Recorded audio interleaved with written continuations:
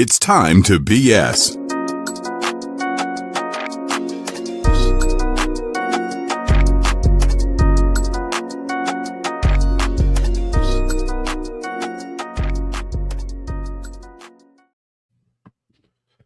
All right. We're a little late, so apologies in advance, ladies and gentlemen. All right. Oh, boy. We had a very interesting conversation, as Dustin calls it, the Patreon exclusive green room. So, it was a fun little conversation, but don't worry. It's basically to give you a tease. Ideas are brewing. Yes. They sure are. Oh, thank God. We were short on Eye of Newt, though, in the Patreon exclusive green room. You know, we got to make some more of that brew. I don't know. That one didn't land, man. Is that a Harry Potter reference that I missed? No, it was just witches in general. But I guess we're not watching. You know what? The Sanderson sisters are nowhere to be found. Oh my God! I like Hocus Pocus. Oh no! You tried, Dustin. I know. I really tried. Even I was like, that one didn't land. That one I gotta walk it back. Then I doubled down. Jesus. Oh, I look forward to Fridays all the time. I look forward to doing this crap on Fridays. Oh man, it's gonna be weird when I'm in Greece and I can't do the show for 2 weeks. Oh, it's gonna suck. Yeah. Oh man. But you're gonna be in Greece for great reasons, and you'll need the time to recharge your batteries, you know? I wonder if I have watch batteries in my brain. What kind of batteries would I have in my brain? As long as they're not 9-volt, I think you're all right. Yeah. Have you ever done that? You ever stuck your tongue in a 9-volt battery? I have not. Yeah. You have not done this? I have not done that. Am I the only one in this department that's done that? No, I did it when I was younger, yeah. Okay, No. Dustin did it in his corner over there. I did. But Dan, let me ask you this. As a fellow gamer, and congratulations on the debut of Time to BS Gaming. Story time. Finish your tale, and I'll tell you my tale. Have you ever licked a Nintendo Switch cartridge? No, I never heard you can do that. Okay, so here's the thing. Because Nintendo is Nintendo, and they realize that they're geared more towards kids, you know, we need Nintendo because Nintendo gets Metroid was like a word. the younger generations into gaming, but they knew that Switch cartridges were very small, and they were afraid that they were going to be a choking hazard for younger kids. Oh, they shocked the cartridge? They didn't shock it, but what they did is they flavored it with something that makes it taste disgusting. Oh. So when the Switch first came out, there were people just out there being like, "I don't believe it. I got to lick the Switch," and they're like, "This is disgusting." I gotta lick. Can you imagine being in that room discussing what flavors you could come up with that would be? Yeah. Who knows what genius? Oh my God! Some genius like, oh, why does this taste like ravioli and pennies?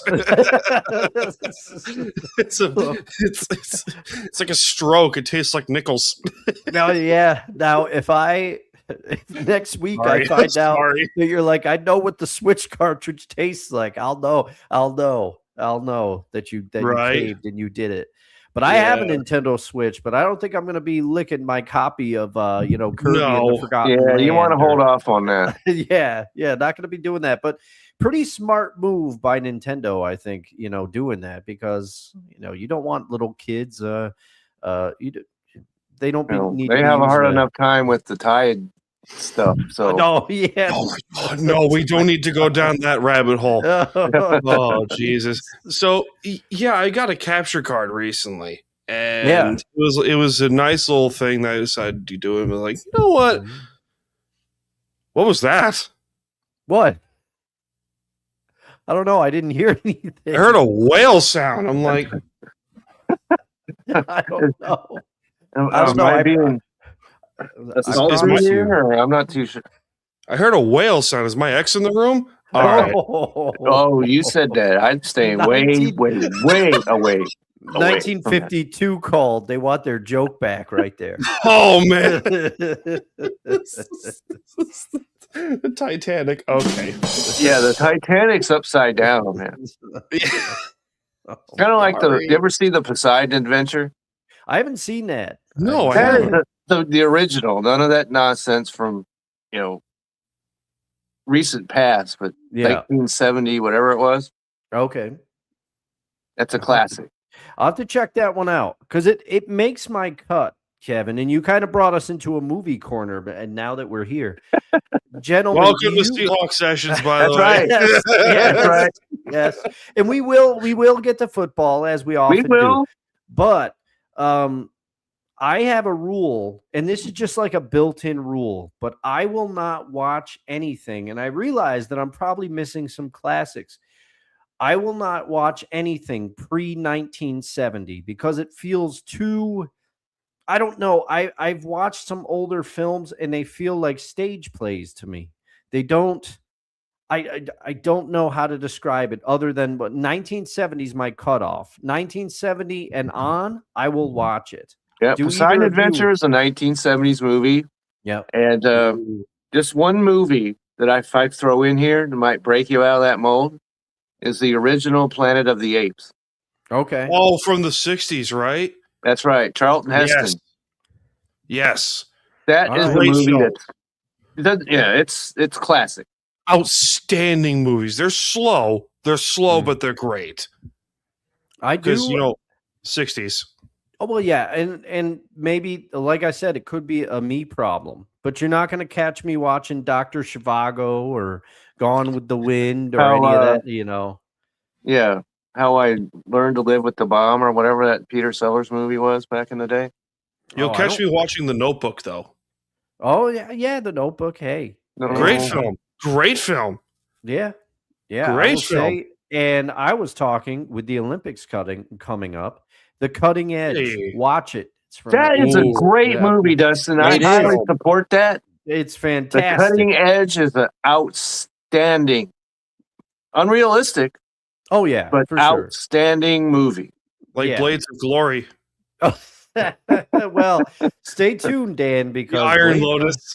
you might be hearing about Blades of Glory as the months move on here. So really? Stay tuned. Yeah. Wow. Stay tuned. Okay. Stay tuned, everyone. We want to, put out some movies, that the women folk that watch the show might enjoy. I got one. All right. Desi, where is she? Where's Desi? She might like this movie. The Life List. It's on Netflix. Okay. Netflix. I put that into hibernation. Oh, you suspended your Netflix stuff? Yeah, it was getting to where I was like, well, there's none of these shows I'm really interested in, and it's costing me, all this money every month. So the movies are great. The movies are great. I will defend the movies, because they have a great budget production over there in Netflix land. But the Life List. The Life List was a very recent film. It features, a daughter whose mother passes away from cancer, who is a cosmetics icon or something like that. Her office was based in New York City, and she passes away from cancer. She's the lone daughter of the family, and with a massive fortune, stuff like that. She's expected to get the not settlement, not reimbursement or the inheritance. Inheritance. Thank you, Dustin. The words are hard. The inheritance money from her mother's will. Yeah. She did not. It went to the daughter-in-law instead. But the daughter's share of the inheritance money was going to be obtained only if the daughter completed something called a life list, which the daughter made when she was in high school and has not completed in 20 years or something like that. It's 15, 20 years. Okay. It's a tearjerker of a movie, but it's great. Yeah, that'll get me. I would watch that, It's a great film. I sat and watched this film this didn't suck. This is a great movie. That's always the bottom line, in movies is this did not suck. That's how I view new movies nowadays. I'm like, all right, I have no expectations for a film. I'm going here to the theater to go watch this film. I'm going to try my best to enjoy it. If I don't, okay. If I do, great. That's awesome. the last time I did that was I think it was Guardians of the Galaxy Volume 3. Oh, okay. And I was like, they clearly rushed this film, and I know it.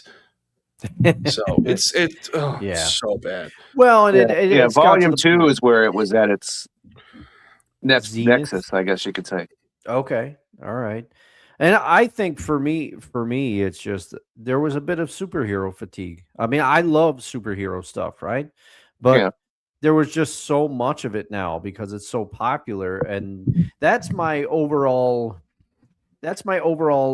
beef with movies and to some degree TV shows, because everybody wants the safe bet. Everybody wants something that will make money. So they're taking all these IPs and they're optioning them into movies.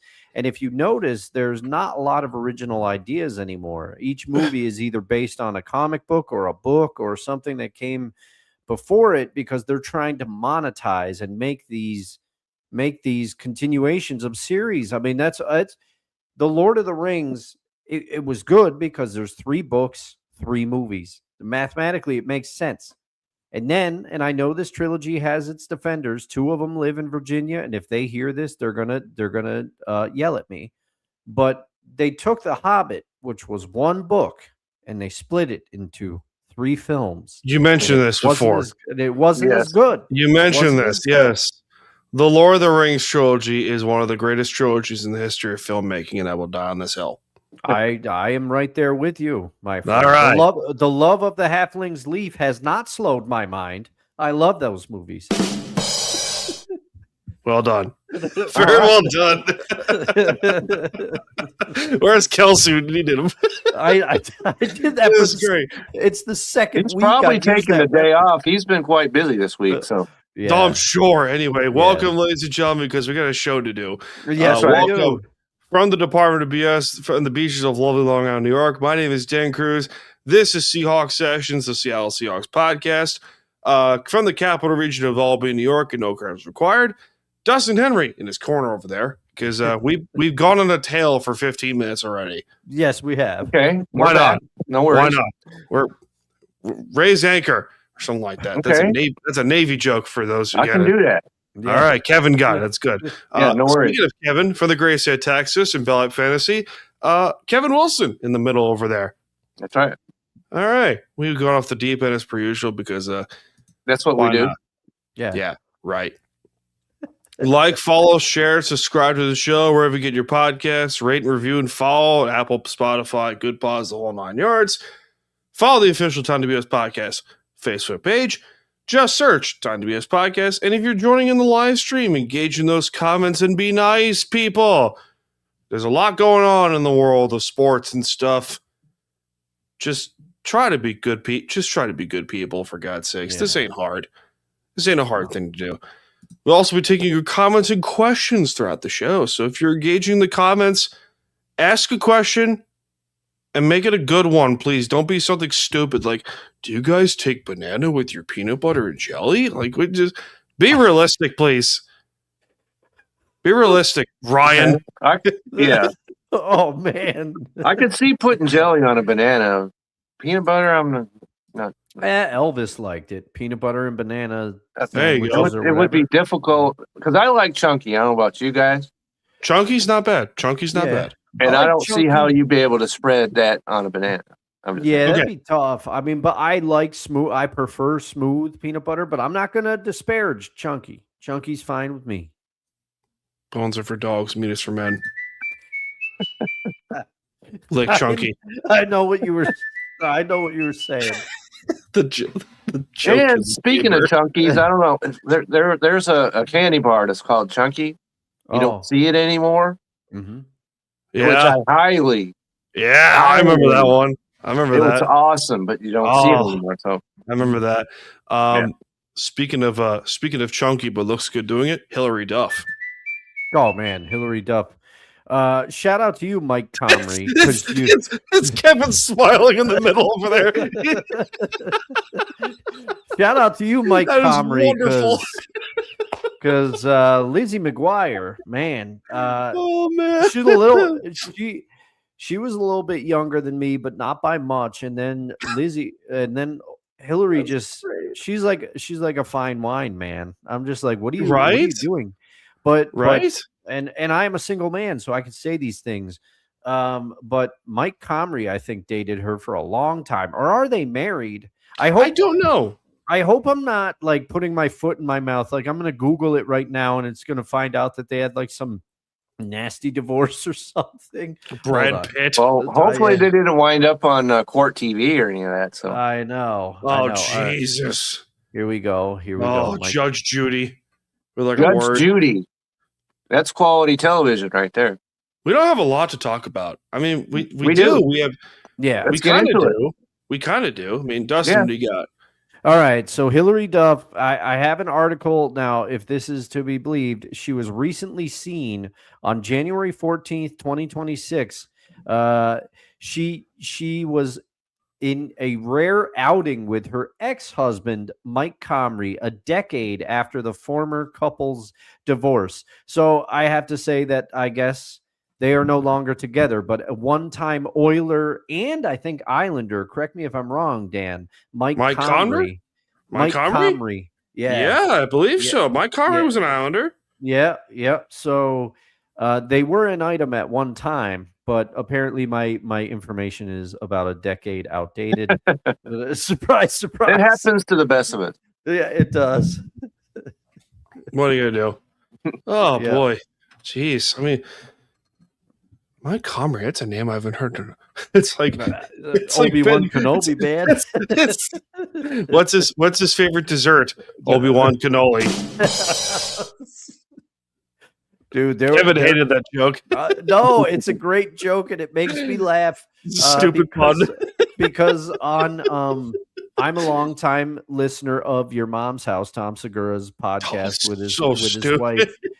And there was a guy, 2 Bears, 1 Cave. That's why. Yeah, there was a guy that used to make music for them, and his like DJ name was Obi-Wan Kenobi, and he would always make like these fire tracks, man. Oh Jesus! Dustin! Obi-Wan Kenobi disturbed him. Oh no, he died. Was that the death toll right there? What happened? Wow. What happened? He got totally aced out. What happened? What happened, Dustin? What happened? It must have been. Oh, Dustin! What happened? Hold on? Turn your mic on, stupid. Move your thumb. I don't know what's going on with my camera. Like I nudged the mic cord and it like hold on. You had a complete flame out going on right there. Did the spirit of Paul Bear haunt you or something like that? Who knows? I'm gonna dip out and dip back in real quick. Jesus. I'll be right back. That is really funny. Oh wow. Man. What happened? What happened to Dustin there? I don't know. Might want to for those listening send the on authorities over there to do one of those house checks or something. It's like housekeeping. Oh man. Oh boy. Oh, that's great. That is wonderful. That was. Oh boy. For those listening on the podcast side of things, that was wonderful. Yeah, we had Dustin was going on and they just like his computer crapped out or something like that. And all right, so it's just you and me, Kevin, for I guess bit. He's been neutral zone or something. I don't know. He's in the Phantom Zone to throw some DC comics. There we go. Some DC comics in there. That's right. with General Zod. There he is. I fixed it. I know exactly what happened, and that was very weird. What'd you do? So I nudged a cord. As you know, sometimes my cabling a little iffy. So it muted my mic, which usually I've learned to deal with. I can just wiggle the cord and then unmute myself. I'm good to go. But for some reason, when I did that, my camera defaulted to my FaceTime camera on my MacBook. Oh, great. Which my other camera is very close to. So that's why like half my face was cut off. So then that is wonderful. It took me longer than it should have to figure that out. I probably thought you were banished to the technology. Phantom What are you Zone. going to do? Yeah. He was banished to the Phantom Zone where General Zod remains. Oh man. Yeah, I'm in that flat thing, or whatever. That was Superman the movie. They sent something like that. And then have you played God of War 3, Dustin? So I haven't played a lot of God of War because my entry point into PlayStation was PlayStation Vita and PlayStation 4. Okay. So I jumped in. I was a Nintendo kid through and through. Yeah, okay. So you won't get this joke then. You won't get this joke then. Never mind. Okay. I can't say it, but he just goes like, Zeus, your son has returned. all I know is Greg Miller used to say, now this was prior to God of War 2018. He said that Kratos had no depth as a character because Kratos was just angry all the time, and he would do this thing. He'd just be like, Calliope. He'd yell it. So that's the only touchstone I have. That's the only downside of the first 3 games. Yeah. Which is like, dude, this guy has like major anger issues for no reason, but like he has a good reason why. If you play the games, if you can play the games, you'll find out. But then I actually as I was saying, so I got a PlayStation 5 recently. Yeah, congratulations. All right. Do you know the story of how I got it? You did reply to me on Instagram, but since not everybody who's listening and or watching later and currently has Instagram, why don't you fill us in on what happened? So there's this foundation that like I'm a part of called Project Thank You Cop. Every now and then they like to do competitions and raffles and stuff like that. And the grand prize was a PS5, which was awesome. So I enter for craps and giggles and I go, you know what? I'm going to put, a few raffles here and there and stuff like that. And I never win anything. So I'm like, you know what? Why not? And Megan, my lovely fiance, pushed me to do it. She was like, maybe you'll win one. I'm like, okay, fine, whatever. Come to find out, like 2 days ago, I get the phone call. Yeah, you won the PS5. Awesome. And this thing is awesome. Oh, yeah. It's a great machine. Great. It's a great machine. And, man, you're going to like it. And also, good news for you, possibly, because I'm listening to a podcast. I haven't finished it yet, but people that know a lot more about video games than me, Sony, there's rumors that Sony is delaying the PS6. So you'll have more time to enjoy the PS5 being at the top of the pile, and you can play your entire PS4 collection on it, because that's what I've been doing. I'm in. Let's do it. We have a show to do, guys, because we have football to talk about. So what do you guys want to talk about first? You want to talk about the conference title games, or you want to talk about the Browns' hilarious BS that's been going on in Cleveland? Probably want to talk about something a little more positive to start with than the Browns. I'm just saying. The Cleveland Browns. Here we go. Smooth report. Where's the music? That's right. There's not a lot of stuff for the smooth report this week, but that's okay. The Cleveland Browns. Well, you can play this for the BS side of things if you want to. No, that's too easy. We have that. We have that queued in the chamber. Don't worry. Oh, yeah. The Cleveland Browns decided to.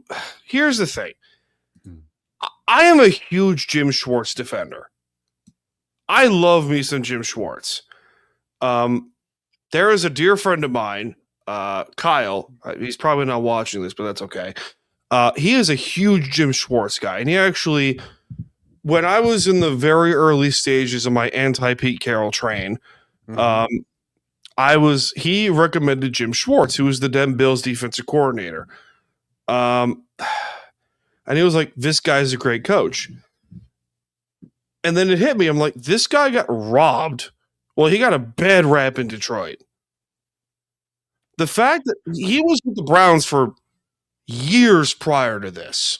Yeah. In the early 2000s and the 90s with Bill Belichick. So it's when they hired the Browns decided to hire Todd Monken, Ravens offensive coordinator, as their next head coach. Huh? Yeah. What? And gave him a 5-year deal. That's what really has my head turning around. So my initial thought was, are they really putting their eggs in the entire basket of Shedeur Sanders and not one of the 5 best players in franchise history and Myles Garrett? I mean, Myles Garrett is unbelievable. How? But here's the thing, and I don't think Shedeur is the problem.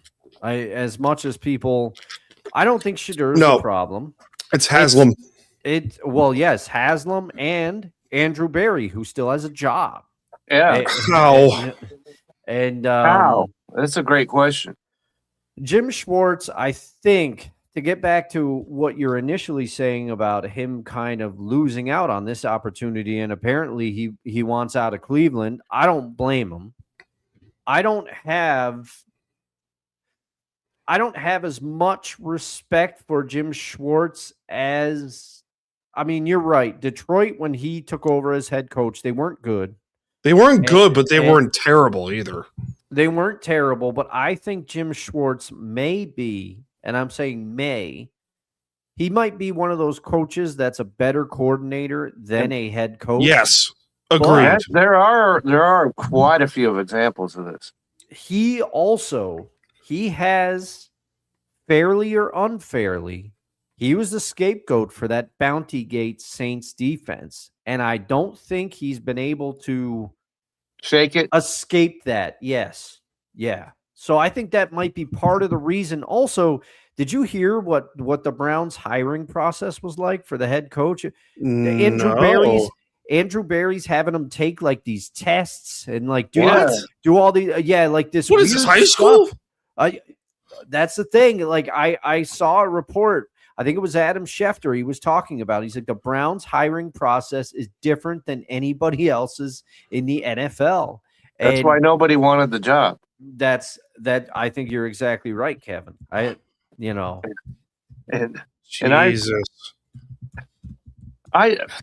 is what I don't understand.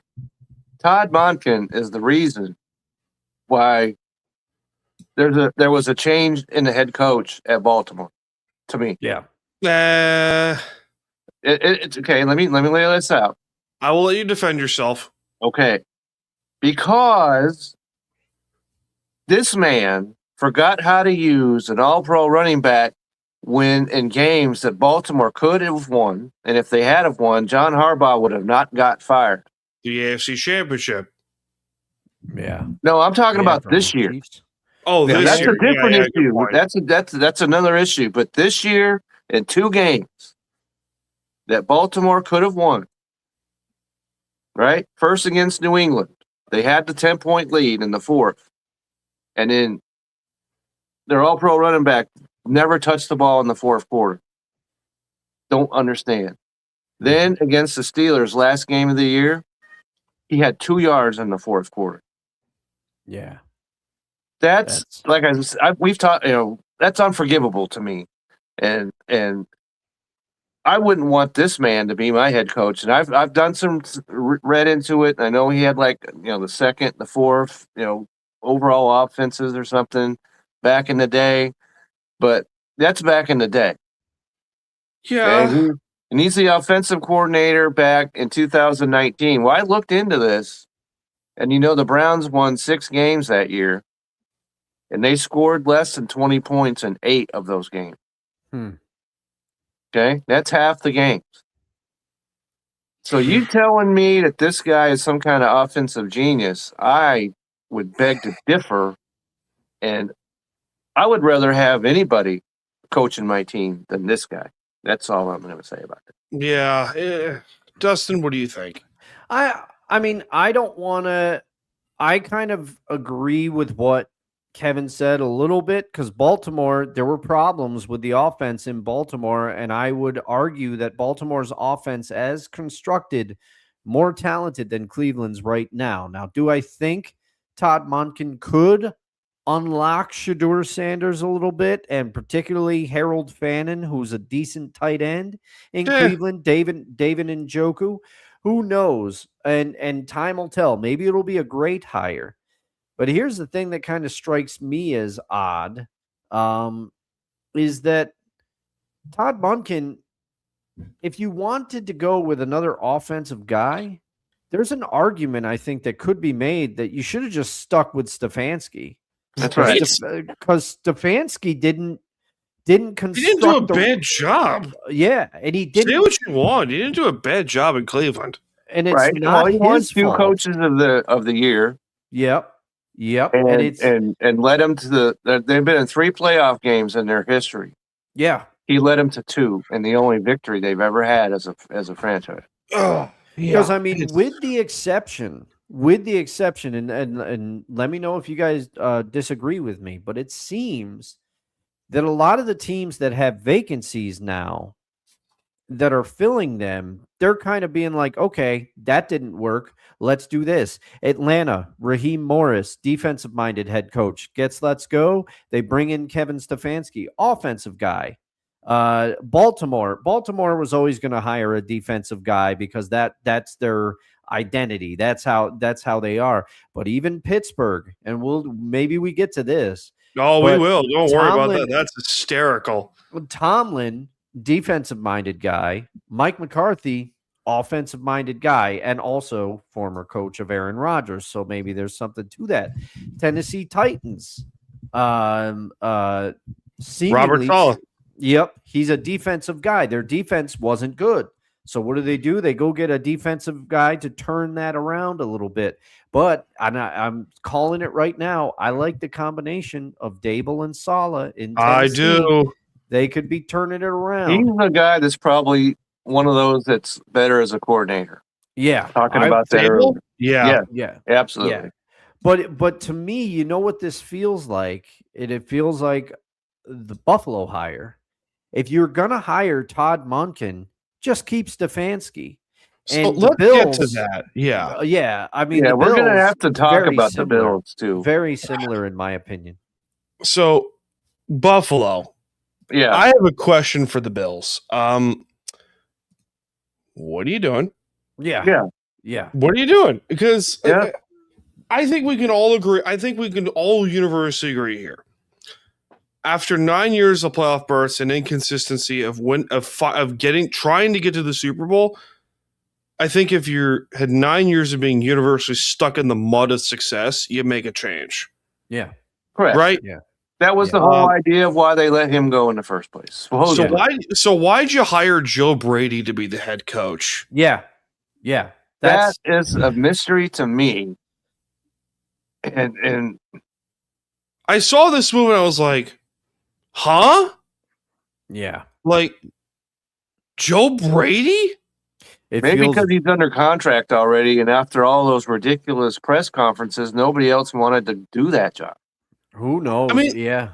A guy whose best success was with LSU, with Joe Burrow. Right? Yeah. Like, what? And who knows? Who knows? I don't think we'll ever know the inner workings of the Bills organization, but apparently there was power struggles in there. There was power dynamics, and that's that is happening at other places within the league. Apparently, we might talk about another move that happened today. That there's rumors that's part of the reason why. But man, if you're gonna fire Sean McDermott, and I'm sorry, Joe Brady, no disrespect to you as a coach, but you're gonna say, okay, we gotta get away from Sean McDermott because it didn't get us anywhere. Don't go out and get Sean McDermott 2.0 because that's what this feels like you're doing. Right. Because the offense was completely under Joe Brady. Yeah. Completely. Who's not the worst offensive coordinator? No. I'm not saying that. I'm not saying that. Not saying that at all, but I'm saying they wanted they blame this whole shebang on the head coach. Okay? And then they bring in head coach part 2. Yeah. Right? So I don't understand this at all. And didn't understand why they let him go because, of a play that could have been an interception or could have been a catch. Right? Because if that's a catch, Buffalo wins that game. Yeah. Yep. Mm-hmm. And he still has a job today. Well, maybe not, because then he would have played in the AFC title game, and if they'd lost that, maybe he'd still be out of a job. I don't know. Probably. Yeah. Probably. Yeah, and who knows? But the irony is, and it's all woulda, coulda, shoulda. But I think, I mean, obviously we know what happened. But if Buffalo gets past, and I feel like John Sterling, because he always used to say, if he makes that catch, and it's like, well, he didn't, John, so you don't have to talk about it. Yeah, but God bless you, John. But if Buffalo was able to advance and beat the Broncos, they match up much better with the Patriots. I think they get. And they went if you remember, they're the last team to beat New England. Yeah. In New England, no less. Yeah. So I mean, who knows what might have happened? That's a great stadium up there in Foxborough too. That crowd. I've always seen it on from TV, but that crowd goes crazy.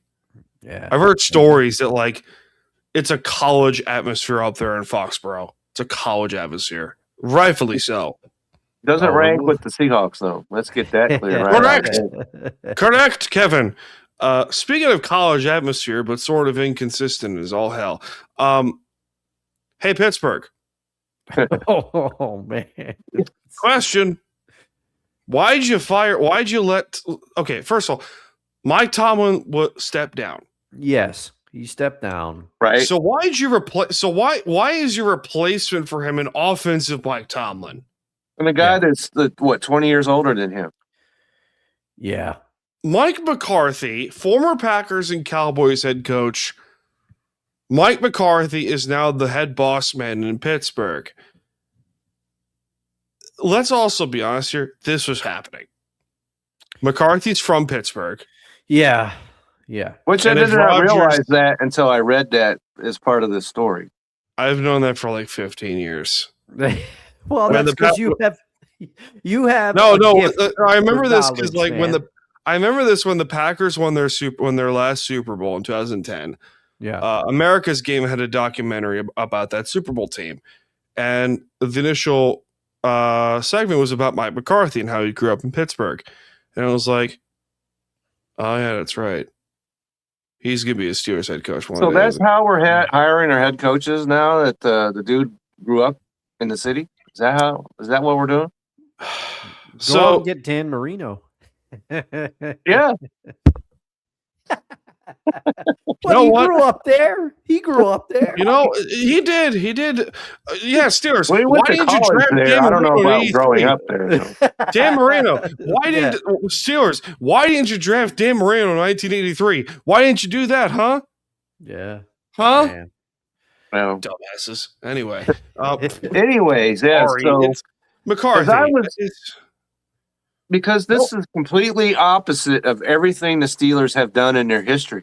No affiliation with Ryan. We've talked about this where they've hired an upcoming, assistant coach. Yeah. Into the spot and then kept him there for 40 years or whatever. Flores was right there. That's all I'll say. So you hire a 62-year-old, right?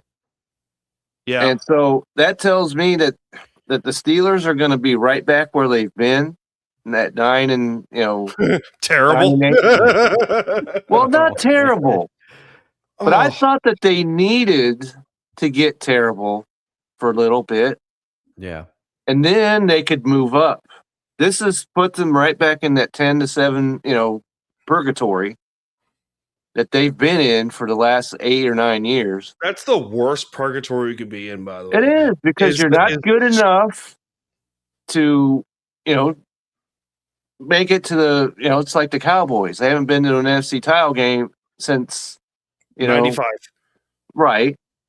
2 days after the dinosaurs left. And so the Steelers, they win 9 games. You've talked about this, Dan. Such a great joke. And so this just keeps that cycle rolling. It's the vicious cycle. I call it the vicious cycle of stupidity. Yeah. That's what I call it. It's a cycle of stupidity. It's, hey, you know what we're going to do? Like, we're going to do the opposite of what the Seahawks did. We're going to, we're going to let Pete Carroll go, and instead of hiring this young up-and-coming coach in Mike McDonald, who we didn't know yet was going to lead us to a Super Bowl in his second year. We're going to hire Dan Quinn as the next head coach. Yep. That's exactly what screams to me. Yeah. Yeah. But it's an offensive Dan Quinn. And I'd like to get more of your thoughts on it, Dan. I did see a little bit of the press conference, and I have to admit, it got to me. I'm like, I hope he does well, but I hope he does too. But here's the thing. If you're betting on Mike McCarthy being enough to lure Aaron Rodgers back, because that was reportedly a factor in the decision. Wait, hold on. Yeah. Time out. Wasn't Rodgers the one that got Mike McCarthy fired in Green Bay? I believe you are correct, Dan. But here's the thing. So they all kissed and made up now? Aaron Rodgers, Mike Tomlin apparently was instrumental in bringing Aaron Rodgers to Pittsburgh, and it's a lot of the reason that he wanted to play there, if reports are to be believed. So Mike Tomlin steps down. This is apparently partially an attempt by the Steelers to get Rodgers to return. And if you are pinning your hopes to the arm of Aaron Rodgers at this stage in his career, you are already in trouble. And shout out to this person. Right. I should have taken a screenshot so I had their name, because the tweet that I saw was, you let Mike Tomlin step down and you just hired Mike McCarthy. They said you're going from going 9-8 under Mike Tomlin to 8-9 under Mike McCarthy. Like, that's hilarious. That's right. What you did. And that's exactly what I was saying, that they need to say, Aaron Rodgers, we appreciate you led us to the playoffs. Yeah. Here's a gold watch, whatever. And just crash the whole franchise for a year or two. Yeah. And then get yourself a quarterback that you can mold, right? Yeah. And start over. Because that's what, let's not call it what it is. That's what Mike McCarthy's good at. Dak Prescott had some of his best seasons with Mike McCarthy at the helm. He can do that. Get Mike McCarthy a young quarterback, he'll have him going. He'll have him going. But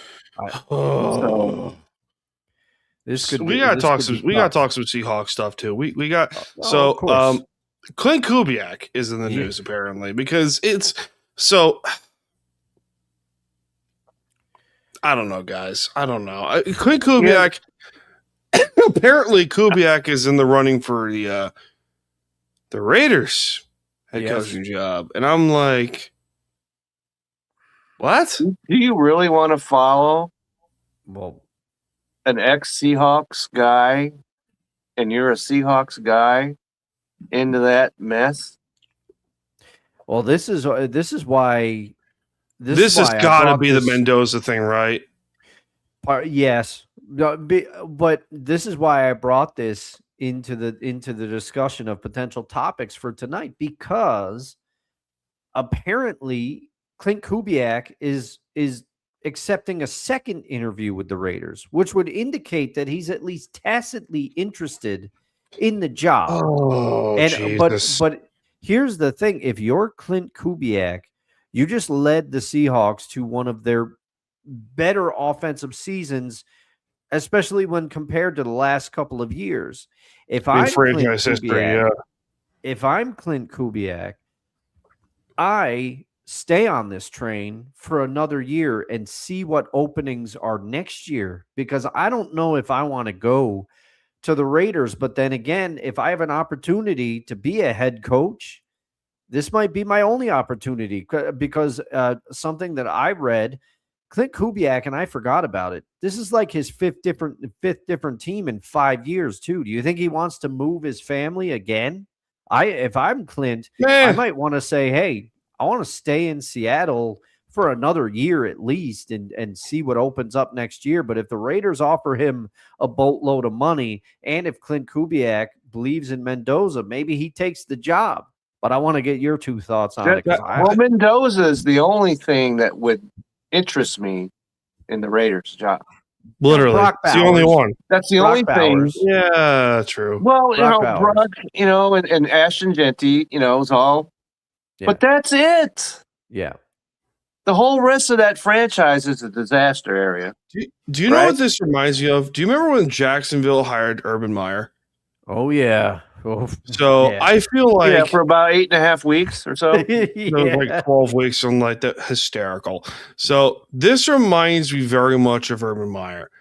Is, hey, we're going to stink for 1 year with this guy, and we're going to get the number 1 pick again because they're going to be terrible next year. Even with Mendoza, that team is not good. No. Not good at all. But if they're going to make that move, they better bring in some offensive linemen. That's all I'll say. Because Colton Miller is not terrible. He's not great as a left tackle.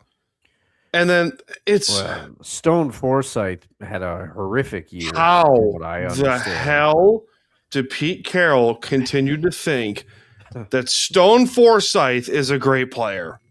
How do you name your kid Stone? That's all I'm going to say. It's got to be a pretty solid pick. Pretty solid pick. Elementary school name Stone. Come on. Elementary school might be a little rocky. Did his parents love Rock Hudson back in the day, or what's the deal? Maybe. Or you know who else they might have loved, Kevin, is maybe Stone Phillips. Who remembers Stone Phillips from the 80s and 90s? You guys got some stones for these bad jokes. If there were still some of these other jobs that were still available, I could see. That is well done, Dustin. You were on a roll. Well, don't sell yourself short. You punctuated it at the end there. That's right. We're rolling downhill right now. Yeah. It's like a boulder of stupid. Anyways, to bring us back into relevant. Oh Jesus! If there were some of these other jobs that were still open, Clint Kubiak, it might work better. Yeah. For him. So I think, and we've talked about this before, I think it would be better for him too, Dustin, if he stayed around for one more year and shows, hey, I've led the Seahawks to 2 top 5 offensive finishes. Yeah. And so I'm ready to be a head coach.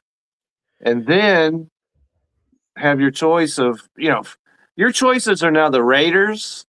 Yeah. Or the Arizona Cardinals. Yeah. God, I forgot the Cardinals job's open. Yeah, it's still open. Because I was trying to think, I was like, wait, I thought there were 10 vacancies. What's still open? And I'm going Raiders, and I couldn't think. And then all of a sudden, Cardinals. It's Cardinals. Yeah. That's another terrible job. And I've heard nothing. Yeah, nothing. The Cardinals. There's been it's been a complete media shutdown when it comes to the Arizona head coaching job. Oh yeah, it's because it's bad over there. Well, it is. It's a desert over there. Oh man. And I think that Clint Kubiak would be an outstanding head coach. It's a sandy I just don't situation. like these opportunities. I don't like either one. Yeah, it's tough, and but the other thing is like, it's like their heads in the sand. Let's talk.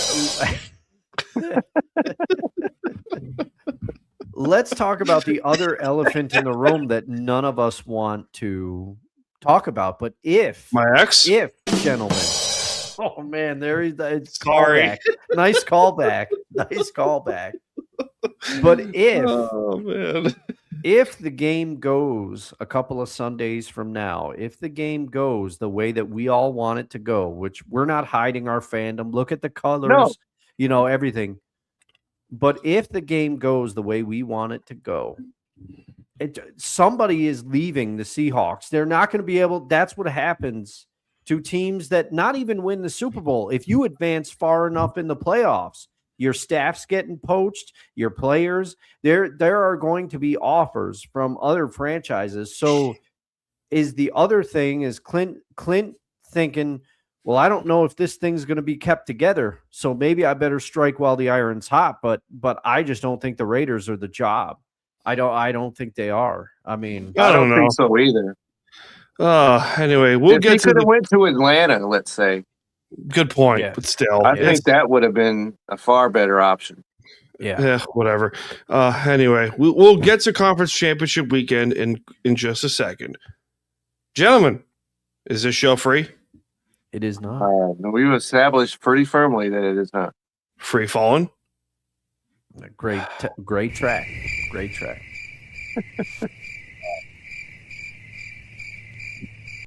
That was it for me. Okay, cool. This show is not free, so time for some ads. This show ain't free, so time for some ads. Righteous Felon Craft Jerky is the official jerky of Belly Up Sports. For over a decade, Righteous Felon Craft Jerky has led the American meat snack revolution by concocting delicious, adventurous, U.S.-sourced jerky recipes for uncompromising carnivores across the country. With 15 different flavors to choose from, Righteous Felon has all jerky lovers covered, and by using promo code BELLYUP, you will get 15% off your purchase at RighteousFelon.com. Do your taste buds a favor today and rip into a bag of Righteous Felon jerky. All right. Conference championship weekend, ladies and gentlemen. Because this is a fun weekend of football. This is great. If you love defense and bad weather football, this game was for you. However, if you loved hockey scores, this game was also for you. If you hated hockey scores, well, as our good friend Dave Chappelle said, why? Because them, that's why. I don't think we've ever used that's the first time we used that drop, and it's late in the show. Usually that makes an appearance like within the first way earlier. Yeah, right. You know why? Why? Because them, that's why. There we go. Two for two. 2 for Friday. Okay. Deuces. All right. Okay. This was fun if you loved bad weather football. This is great. The bad weather didn't show up till the third quarter. Yeah. Oh, it was so Sean Payton. Yes. Oh man. We knew this was coming. Shawnee boy. We knew this was Shawnee coming. P. And he deserved every single, Mr. P. Yeah. Shawnee P. Everybody Sean picking Payton. at the scab. He deserves every bit of it. Wow. Okay. I know that. Okay, you can't really say if Bo Nix was in this game that the Broncos would have won. But it would have been a lot easier. It would have been close. It would have been easier. I mean, it's the Broncos' offense looked terrible in this entire game. Expected that. Yeah. Terrible. You have a guy that hasn't thrown a pass in 2 years. You can't think that this guy's going to go out and throw 3 TD passes. And the Patriots, God help us, were not much better. Yeah, they got stymied by that Broncos defense, Well, and the offensive line is their problem. Because I think we got some things to discuss there. Oh, for sure. In a segment that I'm tentatively calling "Know Your Enemy," but we have so they sacked him 5 times in this one. But I mean, they couldn't get anything going. But the weather didn't help. I don't know. I can't remember if you caught the part, but Ryan was like, "Yeah, this game was so boring. I went and snowblowed during I saw that. I did see that. I did. My God. Yeah, he was. That's pretty bad when you prefer to snowblow than watch a football game. Well, I think it was partially because we got so much snow. He wanted to get a jump on it. He was smarter than me. I waited till the whole thing stopped, and the next day I cleared everything out. It took me like 2 hours, but I got there. but man, this game, gentlemen, this was a snooze fest. I love bad weather games, but I love good bad weather games. Give me Jameis Winston on the Browns against the Steelers from Thursday Night Football a couple of years ago. We talked about that. That was amazing. This, not so much. The weather was so bad. Field goals were a problem. You could see the passes getting affected in the air. I mean, that's just my thoughts on it. But yeah. And Sean Payton needs to learn to take the points. NFL coaches My as a question, whole okay. need to learn. When it comes to, there's a lot of questions, but my main question, you live in Denver, Yeah. right? And I used to live in Fort Collins, which is about 50 miles north of there. Okay, yeah. I know full well what kind of weather can develop in Colorado. Oh, it's sunny. So where does snow come from? Okay, so you're telling me if you're Sean Payton, you have no idea, because I'm down here, I have no idea what kind of weather's headed towards Denver. I don't need to know. Mm-hmm. But you're telling me as the head coach of the Denver Broncos, you do not know what kind of weather could be expected? That somebody's, Mrs. Payton, somebody, right?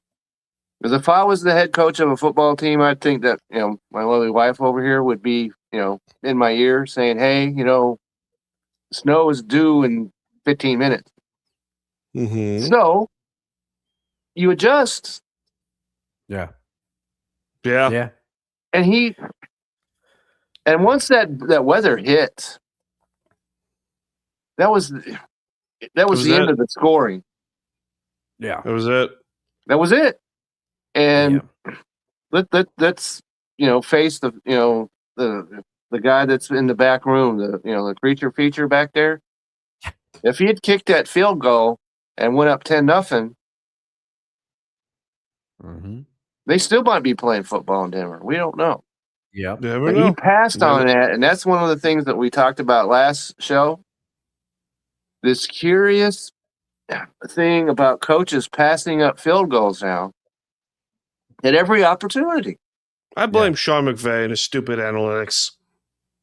That is definitely part of it, Dan. The analytics and the prominence of the analytics. Okay. We're all baseball fans here in this room, right? We're mostly that's well established. Well established here that we love our baseball. Love old school baseball. How much you want to bet that old Papa George Steinbrenner is rolling in his grave going, these stupid analytics? Oh, for sure. We can longtime manager Lou Piniella and player, Bobby Cox, Joe Torre, probably any number of Jim Leyland, probably analytics. Oh. Jim Leyland's going to spit out a little tobacco and set the lineup card. Okay, what a mustache, Jim Leyland. Jesus, and this is the thing about analytics. Analytics has no idea that you have a quarterback who hasn't thrown a pass in 2 years. Correct. That does not factor into anything the analytics has got. Tendencies, whatever. Or the formation of the defense. You have to take that into an account. You've got a guy and he said all the right things, which he had to say. Yeah. I did a video about that. And he said everything. Oh, we have confidence in this guy. What else is he going to say? Oh, we're screwed. Yeah. Before the game, he's not going to say that. Yeah. We'll rally around Kurt Warner. And they were in position to go up 10-0. Shut up. 2 scores against a struggling Patriots offense. Yeah. That might have been the difference right there. Maybe. Shout out Dick Vermeil, Hall of Famer. Yes. Great reference, Dan. Great reference.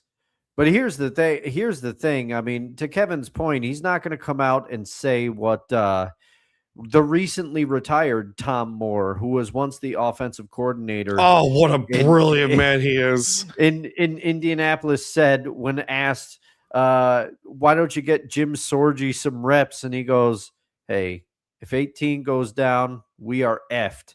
And we don't practice. Yeah. And he's like, and we don't practice effed around here. Oh, I love him. I love Tom Moore. He's not going to say that. Oh, my God. That's a football guy right there. Yeah. Of course he's not going to say that. Yeah. But then in the game, he didn't make smart decisions. No, he didn't. No. And he deserved every bit of scrutiny. Yeah. That he should have gotten And he's all like, "I'm the gambler, and I'm the one that kicked the onside kick at the second half in the Super Bowl." Blah blah blah. Okay. Sean Payton. Don't bring up something that happened in 1897. Okay. Oh, God's sakes, Kevin. It's so Sean Payton. I've always been a Payton guy. Okay. I've respected Sean Payton aside from the Spygate thing and the whole 9 yards. And the way he handled Russell Wilson. Bountygate. Sorry. Bountygate. Sorry. Thank you. I'm thinking of the Patriots. We'll get to the Patriots. That's BS of the week. That's the Hall of Fame. Okay, here we go. Okay. So that's reason to stay tuned enough right there. Yeah. I have always been a big proprietor of like, hey, you got to have some massive stones to be a head coach in the NFL. You do. And Sean Payton being a Parcells guy, I have a soft side for that. Mm-hmm. So here's the thing. The running game didn't help either. No. You can't 100%. You can't 100% put this blame on just Sean Payton or Jarrett Stidham. Because the rest of the team didn't do jack squat. Besides the defense, the rest of the team didn't do squat. No, it's true. Nothing. It's true. Players got to play. And if you recall, I brought that up because they didn't do squat in the running game against the Buffalo Bills the week before that either. Nothing. Yeah, and I said that was a problem. And I don't think a healthy J.K. Dobbins makes a difference either. I don't think he would have, but here's where I disagree with you, Dan, and it could be because I've had the opposite feeling about Sean Payton for a long time. Okay. Sean Payton, to me, his undoing is his own arrogance and what I perceive as a need to prove that he is smarter than everybody. And look what he did. It's only been a few days since they lost that game. And meanwhile, he's talking about, there was pre-existing medical conditions with Bo Nix to the point where Bo Nix felt the need to correct his head coach. I can't understand what is going on with Sean Payton. And to Kevin's point, if you're still referencing the onside kick that happened in 2006 in the Super Bowl, then I don't know. Sean Payton, to me, he just has this habit of putting his foot in his mouth when he doesn't need to, or say things when he doesn't need to because he thinks he's smarter than everybody else. That's my read on Sean Payton. A good coach, good coach though he is. He is a good coach. I'm not going to sit here and say he's the best coach the Broncos have had in a long time, and that's no shout out to that's no slight to John Fox or Gary Kubiak or something like that. But he's easily the best coach they've had since Mike Shanahan was there. Not even close. And I'll agree with that. But that's unfortunate. But why are you taking shots at Nathaniel Hackett when you didn't need to? He does things because he's a Parcells guy, and I can defend that a little bit. But at the same point, shut up. Who wants to go to the NFC Championship game? Sure, we can do that. All right. Cue the celebration music. Wow, wrong button. Oh no.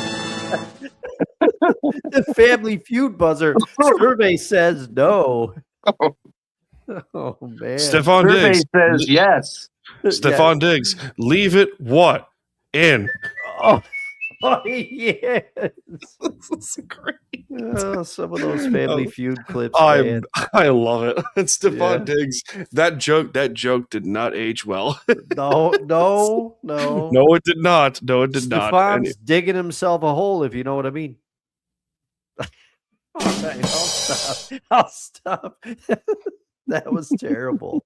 That was so bad, but that was so bad. That was the worst one you did. I should turn my own camera off after that. Yes, Jesus God. Enough with you. Anyway, so this was a war. Yeah. But so I'm gonna attack the Ram fan base. Okay. Because I see you all on Twitter. I see all of you on Twitter saying that, the Rams were the refs were on the Seahawks side. Oh, blah, blah, I blah. am absolutely Shut up. okay. Shut up. Not you. Oh, he Kevin. wasn't talking to you. He was talking Not to you, Rams Kevin. fan. Not you. He was Not you. talking to Okay, Rams okay. fan. But the As timing Rams on that fan, one. I understand saying shut up because I am absolutely fed up with every time somebody, and not just the Rams, but every time a team loses, it's the ref's fault. Okay, so let me get this straight, Rams. But the fans. Rams Let are me the get this worst straight. at it. Let me get this straight here, Rams fans. Was it the ref's fault that Xavier Smith muffed not one, but 2 punts? Right? Yeah. Was it the ref's fault that you couldn't stop Sam Darnold? Was it the ref's fault that your defense once again turned into a pumpkin at the worst possible time? Was it the ref's fault that you, for some reason, played down to your competition always? Always. It is a routine joke here on this program that you refuse, that you, honest to God, always play down to your competition. Why? I don't know why, but I haven't trusted you for 2 years. I still haven't trusted you all year, and and my thoughts, my theories were proved to be correct. You lost this game because you played down your competition. You lost this game because you underestimated your opponent that, let's be honest here, was better than you. The Seahawks were better than you. They were better than you the whole time. And let's be honest here, if Sam Darnold did not throw 4 interceptions against you in the first matchup, they probably sweep your asses. Let's be honest here. I mean, it could have happened. The teams are pretty evenly matched, but I agree. And they talked about that, Dustin. All time. Yeah. The all-time series was like, it was what 29-29? Yeah, and there was 1 point differential. Mm-hmm. Just the all bull time. Crap. Just the bull crap. That's like, it's the refs' fault. Everyone's always against the Rams. I'm like, shut up. Stop it. Shut up. Okay. I'm gonna quote our dear friend Ryan McCarthy. Yeah. No credits required. I'm sorry that the NFL has a hard-on for you guys over in Los Angeles over there. And that brings up the question that I asked earlier about. I'm sorry, why Mrs. would Wilson. why would the NFL want the Broncos to beat the Bills a couple weeks ago? Yeah. Why would they rig it for that? Yeah. Right. And the same question here: why would the NFL rig this game to the Seahawks? Yeah. Just take the instead L. of It's the not Rams, hard. who play in LA, the second biggest city in America, the world. I don't know. Yeah, at least in the country. Probably right? the world, let's be honest here. So if they were going to rig this game, they would rig it in the Rams' favor. Yeah. Yes. And also, let's talk about the quarterbacks in the room, too. Because, one, the Rams did not lose this game because of Matthew Stafford. Absolutely. He played out of his mind Three again. touchdowns and no interceptions. Yes. And I am loving the redemption story of Sam Darnold this year. I'm loving what he has done. It's technically his second year in a row doing it because he did it with Minnesota as well until the Rams, he had a bad game against the Rams defense, which it happened. He got sacked 9 times. Yes. He's lucky he even has any kind of brain mass left. Yeah. After getting sacked 9 times. But who, and I ask you both, gentlemen, as Seahawk fans, but you can separate your fandom, both of you can. Who is the more marketable quarterback? Is it Sam Darnold, who plays for the Seahawks? Or is it Matthew Stafford, who is in LA, in a bigger market, a better quarterback than Sam Darnold, at least more proven, and he's older, and it's getting to the end of his career? Which storyline do you think the NFL would have had if they had their choice? What do you think they would have picked? Right. They would have picked the probable NFL MVP this year to go out maybe in a blaze of glory of winning the Super Bowl. Yes. And maybe, I don't think he would have, but maybe, what if he had retired? NFL MVP, Super Bowl MVP, Super Bowl champion, and ride off into the sunset. Yeah.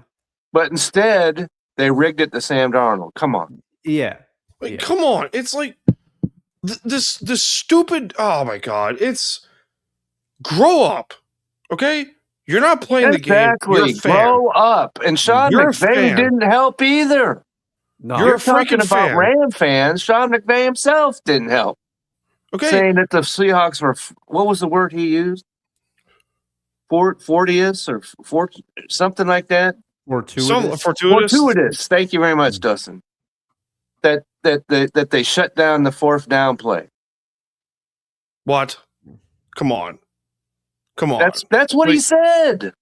It's so stupid because we talked about how great this was as Seahawks fans and how cool it is that after 11 years of up and down and all around and seesaw nonsense with the Pete Carroll BS and the steady rapid decline of the defense, how cool is it that after 11 years of BSery, we finally get a rematch in the Super Bowl against the Patriots? Yeah. We could be talking about that. Mm-hmm. We could. But the fact that we spent the last 20 minutes talking about the Rams and their BS fans and their crybaby ass fans because they can't take a loss and they don't understand when criticism doesn't have to always mean a bad thing. Okay? And this is the thing, Dan. This is the thing about the Rams. Every game that they were in this year, every one of them, where the score was close, they lost. How many times have I told you this? You got into a fist fight with them. They lost the game every single time. They played down to their competition, and I every wouldn't time say they played down to it, but if you can get it into the Falcons game, right, and you get it into body blows, and it's kind of like Rocky and Apollo, and they're in the middle of the ring and they're going at each other. Yeah, the Rams are the ones that are going down every single time. Yeah, now, if they blew out some teams. Let's face it. Yeah, they're really good at that. 49ers one time, they're really good at that. So if it's 34-10 Rams at one point in the game, they free float to the victory. Yeah, but because they're that good of a team. If it's the fourth quarter and it's a 4 or 7 point game, they lost every one of those games. Yeah, with the exception of Week 12, yes. And by the way, there's a majority of Ram fans that have said that the preseason playoff predictions that they said that the Rams would win 14 or 13 games because they said, "Oh, this team made too many good moves. They made too many good moves." You signed Devontae Adams, and that was it. I mean, it was a pretty good move. This was the same team. To be fair, it was a great move. I'm down with. Anybody would be down with Devontae Adams. You have to go out and say that this team made too many good moves, and it's essentially the same damn team as last season, but with Devontae Adams is ridiculous. Okay? You knew that this team had flaws. Your secondary is garbage. Your special teams are garbage. With the exception of one guy, in your secondary, and that's Quentin Lake. He's a really good safety. Let's be honest here. And to a degree, Cameron Kitchens. But like your pass rush is awesome. Yeah. You have a great pass rush. Yeah. Byron Young, Jared Verse, Braden Fisk. You have a great pass ruch. And they were able to bring the pass rush and lose one of the great pass rushers of all time. Who would have thought still maintain their pass rush? Who would have thought that the retirement of one of the greatest players in franchise history would be a benefit to them? It's not like, I also kind of called that also to a couple of Ram fans that I know and said, hey, the Aaron Donald retirement may also be a blessing in disguise. Who would have thought? Yeah, you never know with those things. And they maintain their pass rush, but as you mentioned, the back, if you have a great pass rush, but nobody defends your, back and the wide receivers and tight ends and that. Jared Verse must be getting into fist fights with their secondary. Like, we are doing everything, you pieces of crap. Oh my God! If I was in Jared Verse's shoes, I would have stuffed Cameron Kitchens into a locker room with a rotten sandwich. I've been like, right. you are inhaling this sandwich until you figure out how to play defense. Oh man, Like, Jesus! And come on, people! Like, take the loss, man. Yeah. Yes, and because we would have been depressed and would have went live right afterwards and been depressed if the Seahawks had lost. Oh, I was fully prepared to be like, listen, I jinxed us. I apologize. I was fully prepared. I was fully prepared after that game to be like, you know what? I jinxed us with that video. I'm sorry. Yeah. I'll take the blame. You know what? I'll take the blame. The football gods may smite their fury upon me. That's fine. But and you we know would have done that. And we would have. We would have. We did that. If you remember, we went live right after they lost to the Rams by 2 points. Yeah. And we were mad. And we weren't celebrating, okay? We were mad. Yeah. We went on there and told it like it is. Hold on. There were Ram fans in the TikTok chat that were saying, Sam Darnold's constantly seeing ghosts. Man, Sam Darnold this. Man, Sam Darnold that. Shut up. I mean, I said it during that game. You heard me from my kitchen preparing the delicious salad that I ate during that game. I remember that. Where it was I wonderful. Yelled, why did you have to turn back into a pumpkin for this game? But, he righted the ship. He did. After he threw those first 2 interceptions, or the last 2, against the Rams. And the whole team itself. We talked about this. Yeah. Not just Sam Darnold, but because the whole team was 30th in the NFL in takeaways. Yeah. The turnover, ratio. 30th. That means there's 2 teams worse in the entire NFL. Yeah. But by the time the playoffs rolled around, they had moved up to 12th. Yeah, that's quite a jump. They solved that turnover problem. Yes, they did. And that's, you want to talk about the main reason why they won that game? There it is right there. It's It's that. And I'm sorry if you listened to No Credentials Required or watched it. I already said this, but I have to say it again. I shout him out all the time. Playmaker. He's a rational Rams fan. He doesn't get but even he said, I pushed back slightly, which shout out to him. I was watching his NBA show that he does with friend of the show, Cole Johnson, as well. And I was in the comments and he said, you're not the one that has to take the L. It was a great game, but I got to take the L. Oh, it was a fantastic game. So shout out to him. But even he said, Smith gifted you 7 and that was the difference. And I said, au contraire, sir. Both teams gifted each other 7. That's right. They sure did. The Seahawks stopped them on 4th and 12, and then Tariq Woolen taunted, which led to a first down, and then he got torched the very on the next play. Sam Darnold is going to save this man a gigantic, he's going to save this man a contract. It's going to be fantastic. Dan, I'm telling you. You know about a guy that deserves to be gifted a car? Yeah. There it is right there. Because I'm so glad that the mics were not live for my reaction. And then you see that where they were like, no one criticized me or whatever. That's nonsense. Yeah. You saw the team getting on him. Oh, yeah. Yeah, and it was Nicky Minworry. The rookie was getting after the fact that the rookie is being, the hard ass is awesome. But we're shadowing away from the grand prize of it all. The Seahawks are NFC champions, guys. Yeah. Oh man. Woo.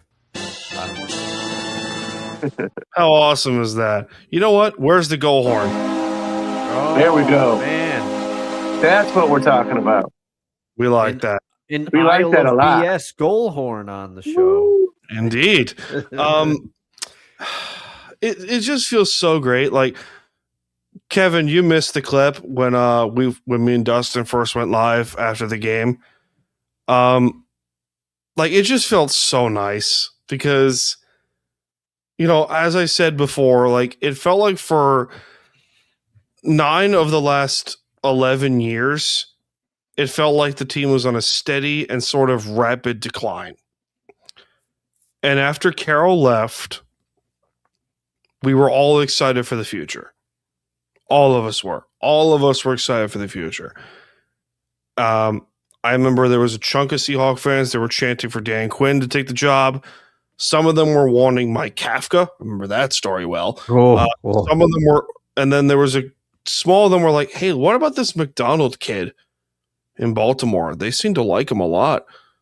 And when McDonald got hired, and then there was a chunk of people on the belly up side that I clipped. Oh, we did. You did that a masterful job there. I appreciate that. That said, oh, what do you do after they win 10 games? Oh, let's tear it down. And the three of us here were confident. Well, except for Dustin for some reason. Well, yeah, I wasn't. We kind of had to kick the can around a little bit. Yeah. To fully embrace those changes. Let's be honest about this. Yeah. Because I was kind of wait a minute, we won 10. What are you doing?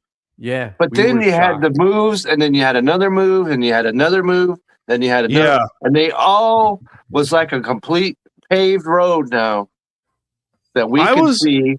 That I remember those clips very well. I remember when we were recording those episodes and we were like, wait a minute.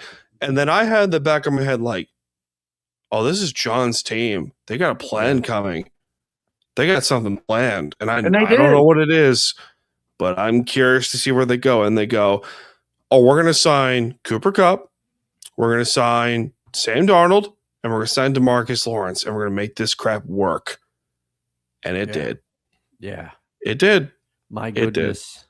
And not only that, but they signed, they drafted an offensive guard. Yeah. With their first pick. With their first pick. And I've mentioned this before. I was live. Who would have thought, Jared? Turns out you can plug and play a guy and he fixes most of your offensive line problems. It was not a reach after all, good sir. Right? But they took him, right? Yeah. And I certainly applauded that. Yeah. Oh, yeah. Live, because if they'd gone a different direction, I might have had a completely different reaction. Probably. Oh, I don't blame you. I don't blame you at all. But they did. But that's not all, though. Then they move up and take even Worry, which probably, we talked about how he probably won't win defensive, rookie of the year because of missed games, but he certainly was a missile all over the field. Oh, he was a weapon. And these are your first two. So you made the changes you made, and these are your first two draft picks. Home runs, both of them. Yeah. Yeah. Yeah. Big time. And then they drafted another kid, Torrey Horton, who we were very excited about. 5 touchdowns before he got hurt. Yeah. And then they made the trade for Shaheed, which we were both like, all three of us were like, And then the season. I don't think we going. were Dan. I thought we were a little more on it than Yeah, and then the season kept going, and we're like, oh, they have a plan for this guy. Yeah, once they started getting him involved. Right, and that's why you wonder, the Saints kept this guy in the garage, on kickoff and punt returns. And you're like, well, what are you thinking about back over there? But it's so great. The Seahawks are NFC champions, guys. NFC champions, and John Schneider's the general manager or whatever, the executive of the year. Executive of the year, yep. They've already given him that title. Yeah. Now, John, whatever bonus you get for being executive of the year, use it to go out to get a better antiperspirant. We're worried for you, John. We're worried. Yeah, you see him, and it's like, man, you might want to, look into that. Get some Old Spice. Yeah. Old Spice, if you're listening, we'd love a sponsor. Please sponsor us. That'd be fantastic. That'd be the funniest thing in the world. Years, and I have not had a single Old Spice sponsorship. That'd be the funniest thing on the planet. He's so funny. Oh, geez. Oh, does Dustin have a jukebox song in the chamber? I do have. You do. Yes. You do this time. That's fantastic.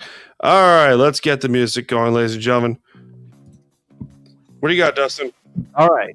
So I'm reasonably confident that I have not picked this before, because sometimes when you do multiple shows, you're like, I thought I've talked about this band before, and I've thought that I mentioned them before, but I did not see them on the list. I do not believe when I went in, and I've told this story to friends too, so it could be where I'm confusing. But gentlemen, how well do you remember your first concert? Very well. Okay. Well, after the segment, I'd like to hear from each of you what they were. But one of mine was I went to see The Offspring in 1999. I was a freshman in high school. I went to see The Offspring. They were touring, Dan. If you know this album, they were touring on the album with their Pretty Fly for a White Guy song on it. I think it was Americana was the album, if I remember correctly. They were touring for that album.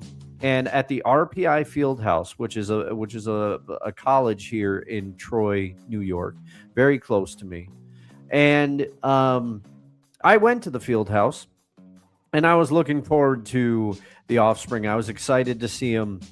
And a band opened for The Offspring, and I had no idea who they were. They were three guys from Australia, and one of them played the upright bass, and he was standing on top of the bass, and he was playing it. It was an unbelievable show.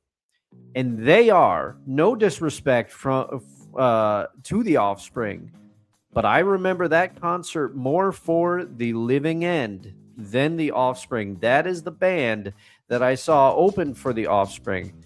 And so this week, and I get it, it's similar to last week. I picked some 90s punk last week. This week, I'm picking The Living End. Yeah, they're kind of punk, especially that first album, but they've got a little bit of rockabilly in there too. Chris Cheney can play guitar, and this song makes me think of when I was 13 years old and I heard him for the first time. The song is Prisoner of Society, and the chorus says, I'm a brat, and I talk back, and I'm not listening to anything you say. And it takes me right back to being at my dad's house, trying to figure out the song on guitar, and reading books on the weekends, because I listened to that album obsessively. Maybe you're not going to have the same reaction I did when I was young, but this album blew me away. Now, their later stuff, I don't know if once they signed with a major label, the label changed their sound a little bit, but those albums don't hit for me. But the self-titled The Living End album, Prisoner of Society, it is the opening track. Check it out. That's my pick for the jukebox this week. Okay. All right. That was Dustin's Jukebox, ladies and gentlemen. Long-winded. Indeed, very much so. All right, who's ready for BS of the week before we close up shop for the day, guys? Bring it. All right. This week's edition of BS of the week. Wait a minute. There you are. Bullshit! This week's edition of BS of the week takes us to Canton, Ohio. If you haven't heard the news, the NFL Hall of Fame is revealing their 2026 Hall of Fame class, the Pro Football Hall of Fame. Now, I want you to picture this for those in the audience. The Pro Football Hall of Fame is the highest honor you can get as a former NFL player, executive, coach, whatever.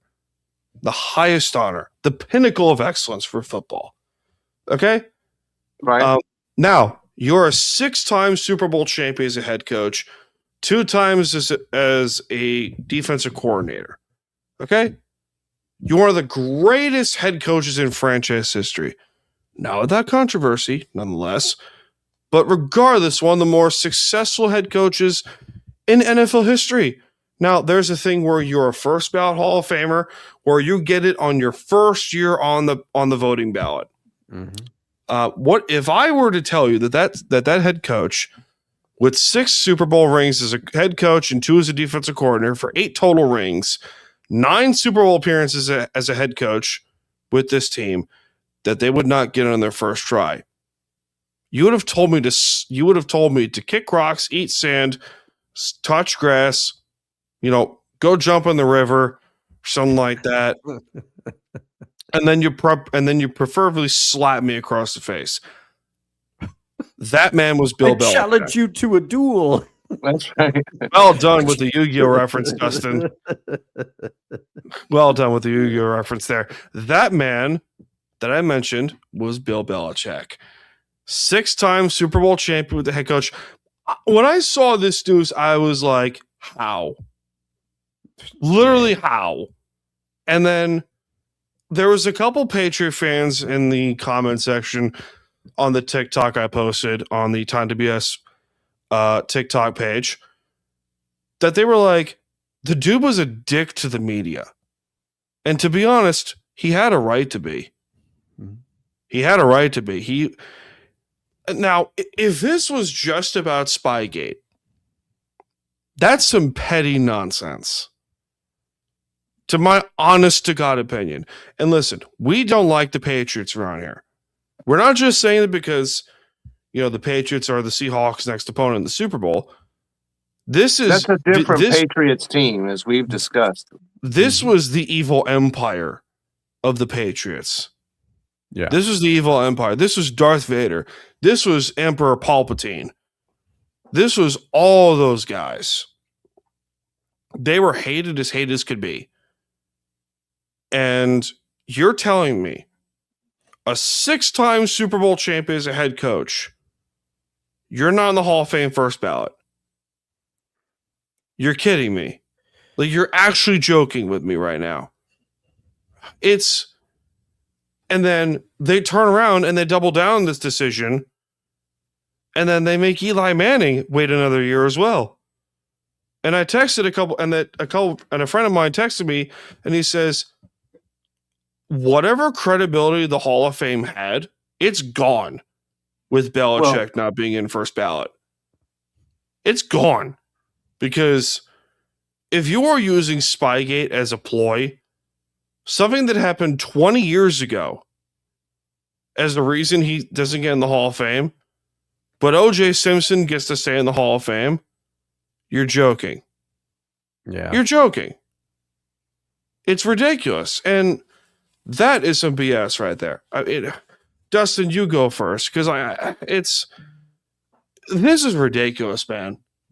I mean, yeah, it is BS for sure. And I am no Bill Belichick fan. Again, I recognize his acumen as a coach, but I used to say there's no need to be an a-hole, man. There's no need to be an a-hole. And he always was kind of like that. And I get it. People are like, oh, but if you know Bill, he's funny and he can be. So why can't you act like a human being when the media is just trying to do their job? Now, I get there's a certain subsect of reporter that's going to try to dig things on you, and they're going to try to lob shots at you, and they're going to do all these things. And I get that sometimes you say things in the heat of battle that you regret, like they come up and they ask questions right after you just lost a tough game or you didn't play well. People are human. They're going to have reactions. And but to me, he always took it over the top. Treat these people like human beings. Give them some answer. But I say all that, and he was caught cheating a few times. Let's not call it what it is. He was trying to get an edge, and I'm not saying he's the only coach to ever do that. There's other coaches that tried to do it. There's other people in other sports that tried to do it. But here's the thing. I agree with you, Dan. Ryan and I said it with regards to Pete Rose. Do we think Pete Rose is a good person? No. But is the Hall of Fame the hall of being a good person? No, it's not. Belichick, no matter how you slice it, is probably. There are some people that are going to say, what about Tom Landry? What about Vince Lombardi? He's got a great argument. Yeah. For being like, in terms of the success, we're talking like all-time success. Yes. Yes. There's very few coaches that have the success to the level of Belichick. It's him, Shula, and Paul Brown. Yeah, that's it. Those are probably the only ones I'd agree with you, Dan. And here's the thing: you can make an argument that he's the greatest coach ever. And if there's a great argument, if he doesn't get in, then who does? That's the problem that I have with it. And I know I know some of the reasons. Is it probably because he's kind of fallen on his face in Carolina a little bit, and it's a what have you done for me lately? Probably. Is it mostly his relationship with the media or lack thereof? Probably. But Eli had a good relationship with the media. But I understand making Eli wait another year. If you're okay, I can defend the Eli thing because, everyone's making the argument of like, oh, Eli Manning was an average quarterback aside for those 2 Super Bowl runs. And I'm going to call inaccurate. It's not inaccurate at all, but like there was a good 10-year stretch where the Giants were winning because of Eli Manning. And like from 2007 to the first time his first Super Bowl run to like 2016-17, they were winning because of Eli Manning. Like those teams were terrible if you take Eli away. Not even close. And I listen, Dustin, you and I are New Yorkers here. We have the New York media in our backyard. Yeah. Like, but I'd be the first to tell you, Eli is not a first ballot guy. He's a Hall of Famer. He's not a first ballot. Well, and I've said it before, and the thought was originally not mine, but I agree with it when I heard it. If we live in a world where Eli Manning is in the Hall of Fame, then we must give strong consideration to one Russell Wilson as well. Yes. We've talked about that already. Yeah. And we have talked about that. We have talked about that extensively. That was one of our most popular videos on this channel. I mean, but Kevin, what was your thoughts on this whole thing? My thought, okay, so first of all, because you talk about, the Spygate and all that. Yeah. Okay. But that didn't happen at the end of his career. Mm-mm. No. They came out with it and everything else. Eric Mangini broke that. Yeah. Yeah. Right. But he won Super Bowls after that. Yeah. Yes. It wasn't because they were cheating that he won all of his Super Bowls. So, they came out with it and, mea culpas all around and all that. And he still won Super Bowls. Okay. And so the other thing, because you said this diminishes the Hall of Fame, which I don't agree with, because there's a whole difference here. The Hall of Fame and the voters for the Hall of Fame are not the same. Oh, the voters. Yeah, good point. Okay. Good point. Because the voters. All the Hall of Fame does is they vote them in and then they come in. So the Hall of Fame is over here. Don't blame them. Yep. And correct. I think that this has everything to do with his non-relationship, because he didn't have one, with the media. His whole coaching career up till the present has been on to Cincinnati. That's such a stupid reason, though. I'm not saying that it's a good reason. Yeah. I'm not saying that. But when you boil it all down, because the media members, whoever's credentialed, are the ones that are voting for this. And if you upset enough media people, and all you had to do was upset 11 of them, apparently. Yeah. Because I did not know this until this week, that you had to get 40 out of 50 votes to get in. It's not like, the Baseball Hall of Fame, which we know you have to get 75% of the votes. Yeah. Everybody, that's conscious knows that. Oh, then in that case, Julian Edelman's somehow getting the Hall of Fame. And that's ridiculous, by the way. Right. And so you have to get 40 out of 50 votes to get in. Don't know how many he got, but it wasn't 40. We know this. Yeah. So you could probably find 11 members of the media who got that, on to Cincinnati for 25 years out of him. Like, I'm not voting for this dude. Yeah. Right? So dumb, though. It is dumb. It is. And a six-time guy, like you said, that won the Super Bowl. There's no not, you can't defend him not being a first ballot Hall of Fame. Can't.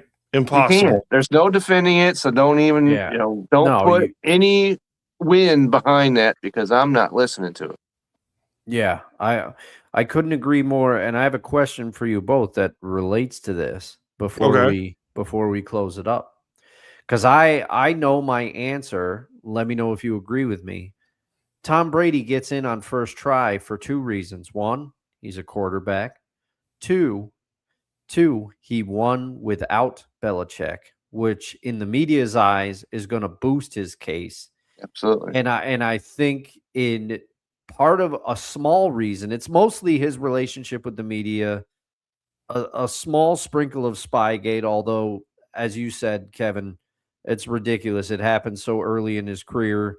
And let's throw Deflategate in there. You can throw whatever you want in there. Oh, but I've sweetened up on that a little bit. The Deflategate was so stupid. But the other factor, I think, is that people are going to argue, yeah, but he couldn't do it without Brady. Couldn't win without Brady. That's a dumb argument because he got to the playoffs. He got to the playoffs and was a 10-win team with Matt Castle. All right.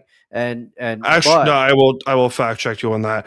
They won 11 games in 2008 and did not make the playoffs with the Patriots. Oh, that's right. They were the first double-digit. Weren't they the first double-digit team? I don't know if they were the first, but it hasn't been many. They were the first 11-win team to not make the playoffs in like 20 years. That's what it was. Yes, I'm sorry. I do remember that, and that's such a stupid argument because Jimmy Johnson, how many Super Bowls does he win if he doesn't have Troy Aikman? Yeah, good point. Or you can expand that out to 1,000 different ways. Who was the Niners coach that took over for Walsh? Seifert. That's right. George Seifert. Okay. George Seifert won a first ballot Hall of Famer as a quarterback as well. George Seifert won 2 rings with the 49ers in 89 and 94. That's right. You're telling me George Seifert is one of the best coaches in the history of that great franchise? Is not a Hall of Famer? He's definitely in the back seat when it comes to him or Steve, Walsh. So Bill Walsh. Bill Walsh. I'm sorry. I'm thinking about the Cowboys quarterback. Anyway, for God's sakes. To Bill Walsh, he's definitely in the back seat. I don't think anybody would argue with that. The whole argument of this coach didn't deserve to get a Hall of Fame consideration because he didn't win without Brady. He won 6 rings. Yep. 6. No, he won 6 Super Bowls. He lucked into 2. Yeah. And if it hadn't have been, we talked about the Giants a moment ago, 2 of the most fabulous catches we've ever seen. Yeah. If they go the other way, he's got 8 of them. Yeah. Yeah. Yeah. Yeah. And I mean, and then the other thing he went to the AFC Championship game 15 years straight. Something like that, yeah. But some absolutely unbelievable amount of years. You can check that. Do you know the next closest guy who has the second most rings as a head coach? Take a guess. Take a wild guess. You'll probably Kevin will probably get it, but Dustin might not. Yeah. No flight on Dustin. But no, I get it. I can't. Chuck Noll. Oh, okay. 4 of them. He's got 4. Yeah. Chuck Noll's got 4. He won them in 6 years. You talk about an incredible performance. That's something we can get into in another day, but 4 of them in 6-year span. That was the next closest guy in terms of head coaches to win 4 Super Bowls. It's Belichick. It's Chuck Noll. That's it. Yeah. That's it. That's literally it. That's the whole list. He should be in right now, and the fact that he's not, it's that's why it's on the BS train. Yeah. Right. Yeah, this is a great pick for the BS of the week because it is, and like I said, I have no love lost for Bill Belichick. No, me either. His credentials, you can't, and let's not forget he was turning around the Browns too. And that was something that somebody pointed out, Dustin. Yeah. The fact that he won a playoff game with the Browns should be enough. Forget what he did with the Patriots. He won a playoff game with the Browns. That should get him in the Hall of Fame alone. The Patriots were on the verge of moving before Belichick got their success. They were on the verge of moving. People forget that. Yeah. Like Robert Kraft, in all his credit, Crafty's a Hall of Famer. We can have the argument on Robert Kraft. Yeah, we don't have to massage it at all. I'm sorry. Dustin's on a roll today. Did you drink some joke syrup? Like, God. I don't know. I don't You're know. on a Berries roll. with it or what? Jesus. Oh, Rubbing man. it down, I see. Oh, my God. There we go. Keep going. This is great.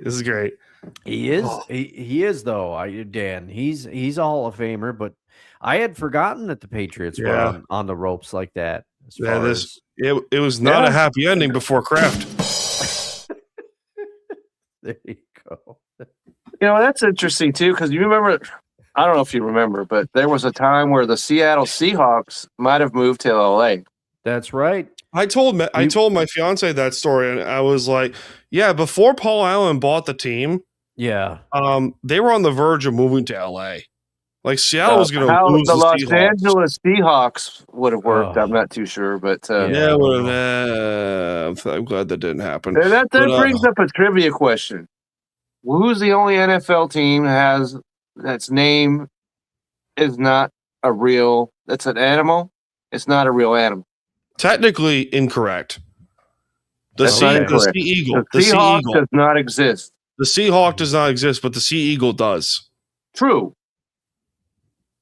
And it has the same logo. Okay. True. Okay. But a Seahawk does not exist. Also, totem pole. Yeah. That's true. The initial logo was a totem pole. Do you want to know why? Absolutely true. Do you want to know why, Dustin? Why is that? Because there is Native American descent over in that area, and the city of Seattle was named after a Native chief called Chief Seattle. Okay. That's right. That's why the totem pole is a thing. I knew the region, the Native American history in the region, but I did not know about the city name. Yeah, the first logo is a totem pole. I remember seeing that somewhere. Yeah, I saw that where they broke that down and they explained why this, the reason why the name came around. So yeah, it's cool. So, anyways, Seattle Seahawks, they stayed where they were. The New England Patriots stayed where they were. Everything worked out the way it should. And now, in a week and 2 days. Yeah, I can't wait. Yeah, can't wait either. And I can't wait till next week because we're going to break all this down. Yeah, we're going to break down the game. Don't worry, John, if you're out there. That's right. You want to definitely tune in next week because I've already got keys. Okay.